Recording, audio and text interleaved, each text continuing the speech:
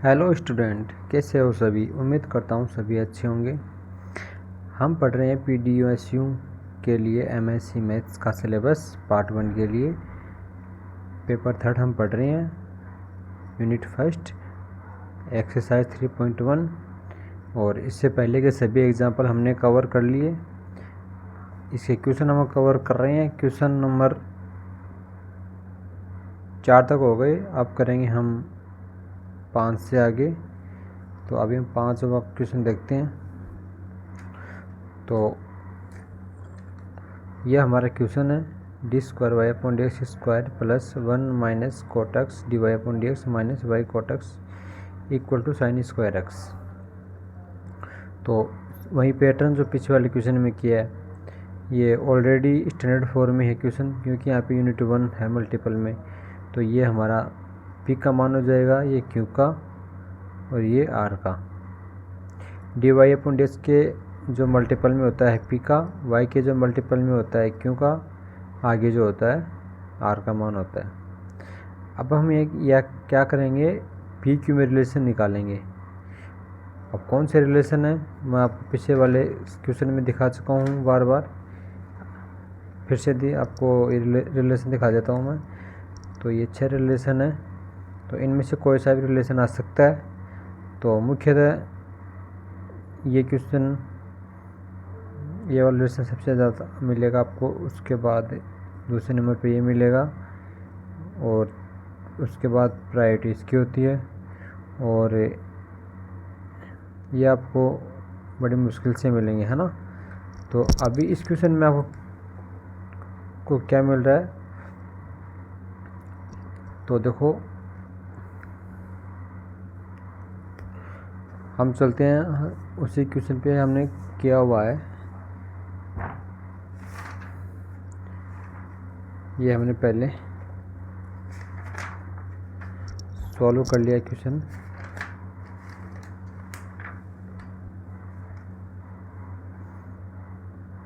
ये अपना 5वां क्वेश्चन है। तो यहाँ पे देखना, ये p क्यों हो गया अपना, ये रिलेशन हो रहा है 1 माइनस, यहाँ मतलब -1 m की जगह पे आ रहा है, और ये हमारी फॉर्म दे रखी है हमने। तो m की वैल्यू क्या आती है, -1। तो जब m की वैल्यू यहाँ पे रखेंगे y इक्वल टू e⁻mx, तो -x हो जाएगा। तो v एक वेरिएबल लेंगे हम, ये थोड़ा ऊपर करता हूँ मैं, ये v हम नया वेरिएबल लेंगे। तो y बराबर v e⁻x रखेंगे। अब इसके आगे हम dy/dx का मान निकालेंगे, d²y/dx² की वैल्यू भी निकाल देंगे। तीनों वैल्यूओं को हम क्वेश्चन में रख देंगे, या हम क्वेश्चन नहीं बोलेंगे, या हम इक्वेशन बोलेंगे, इसको इक्वेशन 1 में रख देंगे। उसके बाद हम क्या करेंगे, ये रख दिया। फिर इसको जब सॉल्व करेंगे तो हमारे पास नई इक्वेशन प्राप्त होगी, ये वाली इक्वेशन हमें मिलती है फिर। तो अब हम क्या करेंगे, यहाँ से इसका सॉल्यूशन निकालेंगे। सॉल्यूशन निकालने से पहले हम ये रखेंगे dv/dx इक्वल टू z, तो ये इक्वेशन हमें मिल जाएगी। तो ये इस इक्वेशन में हमें ये नया p प्राप्त होता है, ये नया r प्राप्त होता है। तो इसे हम या तो p1 q1 लिख सकते हैं, p1 r1 लिख सकते हैं, या फिर कैपिटल P कैपिटल R, अगर पीछे वालों को हम स्मॉल लिखते हैं। तो अब जब हम ये मानने के बाद IF निकालेंगे, इंटीग्रेटिंग फैक्टर, वो क्या करेंगे, e⁻p⁻dx इंटीग्रेशन, p का इंटीग्रेशन, p मतलब ये वाली वैल्यू, नई वाली। तो ये रख दी हमने। रखने के बाद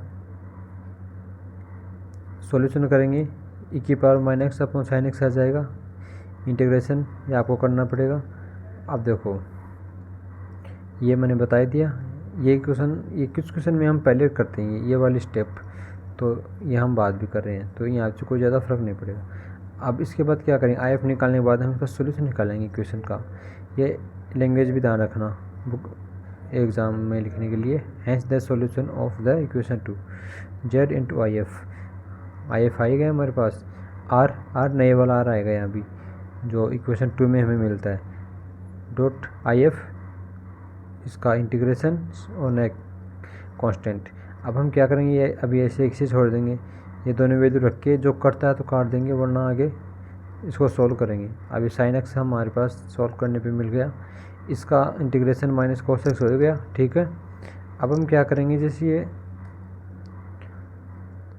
जेड के मल्टीपल में थी, इसको हम इधर ट्रांसफ़र कर देंगे तो ये हमें प्राप्त होता है। अब हम क्या करेंगे, यहाँ से v की वैल्यू निकालेंगे। डी जेड बराबर क्या होता है, D V upon D X. इसका इंटीग्रेशन करें तो v मिल जाएगा, इधर भी इसका इंटीग्रेशन करेंगे तो मैंने इसकी इंटीग्रेशन वाली जो जितने भी स्टेप हैं वो सॉल्व करके आगे लिख रखी हैं। तो हम इनको अलग अलग सॉल्व करेंगे, आई मान के, इसको जे मान के। तो इतने आई मानेंगे,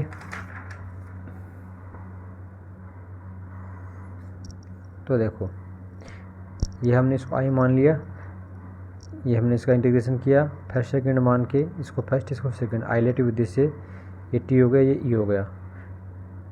तो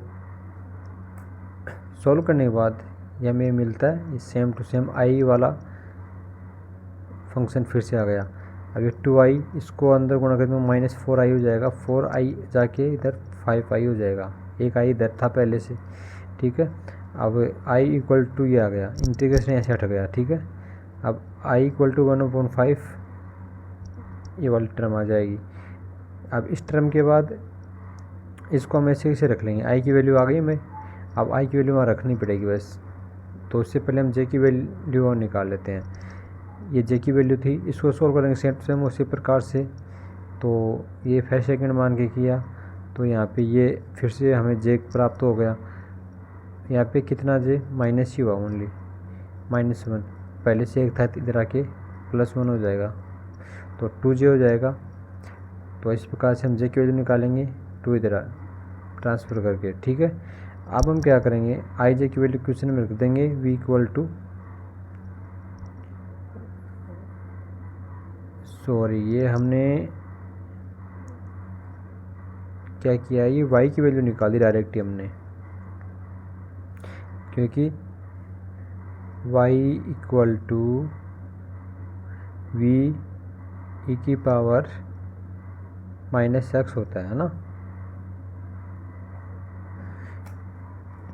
तो ये e की पावर -x से गुणा करेंगे तब ये e यहाँ से कटता है, वरना v की वैल्यू निकालेंगे तो यहाँ पे e की पावर x रहेगा सभी टर्म में, और इसमें नहीं रहेगा।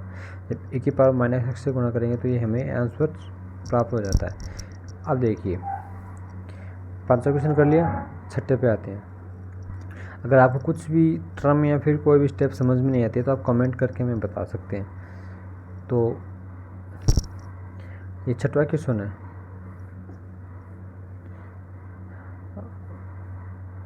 तो चाहे बुक में देख लो चाहे नोटबुक में देख लो। तो ये वाला क्वेश्चन है, इसको हम स्टैंडर्ड फॉर्म में लिखेंगे। यहाँ 1 करने के लिए इसको डिवाइड करेंगे, ये कर दिया हमने। अब यहाँ p की वैल्यू ये है, q की वैल्यू ये है। फिर से हमें क्या रिलेशन मिलता है, 1 + p + q equal to 0, sorry. अब हम क्या करेंगे, y इक्वल टू e की पावर mx, m की वैल्यू 1 है तो e की पावर x हो गया। v नया वेरिएबल लेंगे, अब y बराबर v e x रखेंगे, ठीक है। अब इसके आधार पर हम सॉल्व करेंगे, कैसे, dy/dx निकालेंगे, d²y/dx निकालेंगे, दोनों वैल्यू क्वेश्चन में रखेंगे। तो ये हमें लैंग्वेज लिखनी है। तो अब हम क्या करेंगे, ये रखने के पश्चात ये जो कटता है वो काट देंगे, लास्ट में ये बचेगा। अब ये बचने के बाद फिर से हमें इसकी स्टैंडर्ड फॉर्म चाहिए, स्टैंडर्ड फॉर्म के लिए x का डिवाइड करेंगे, ये 2x/x बन गया, ये x-2/x बन गया। अब यहाँ से देखो dv/dx बराबर z रखेंगे, तो एक dv निकल गया तो dz/dx बचेगा। यहाँ ऐसे एक ही है तो यहाँ z हो गया। अब हमें ये इक्वेशन नहीं प्राप्त होती है z की फॉर्म में, तो वो v की फॉर्म में थी, वो डबल डेरिवेटिव थी, ये सिंगल डेरिवेटिव है, इसको हम इक्वेशन 2 रखेंगे। तो यहाँ से हम पहले इंटीग्रेटिंग फैक्टर निकालेंगे e की पावर p dx, ये p की वैल्यू रख के ये हमें प्राप्त होगा x की पावर -2। अब सॉल्यूशन ऑफ द इक्वेशन, इसमें क्या करेंगे, z into I F equal to I F into R. R कौन सा, इक्वेशन 2 वाला, जो हमें नया आर मिलता है वो वाला। तो ये हम रख देंगे, इसको काट देंगे, जो कटेगा वो जो बचेगा वो लिख देंगे। अब यहाँ से हम इंटीग्रेशन करेंगे तो ये हो जाएगा, इसका इंटीग्रेशन ये, इसका ये, C1 ऐसे किसी कांस्टेंट आ जाएगा नया। अब इसके आगे हम क्या करेंगे, ये z की वैल्यू हमें मिल गई, v की वैल्यू चाहिए तो इंटीग्रेशन अगेन करेंगे। इंटीग्रेशन करेंगे तो इसका इंटीग्रेशन ये हो जाएगा, 1 का x हो जाएगा, इसका x की क्यूब बाई 3 हो जाएगा कांस्टेंट, ऐसे कैसे नया कांस्टेंट हमें मिल जाएगा। अब y के लिए v को ex से गुणा करेंगे, ex से गुणा करेंगे तो ये हमें आंसर मिल जाएगा। तो 2 क्वेश्चन कर लिए, आगे क्वेश्चन हम अगली वीडियो में करेंगे। तो अभी तक के लिए वीडियो देखने के लिए धन्यवाद, बाय।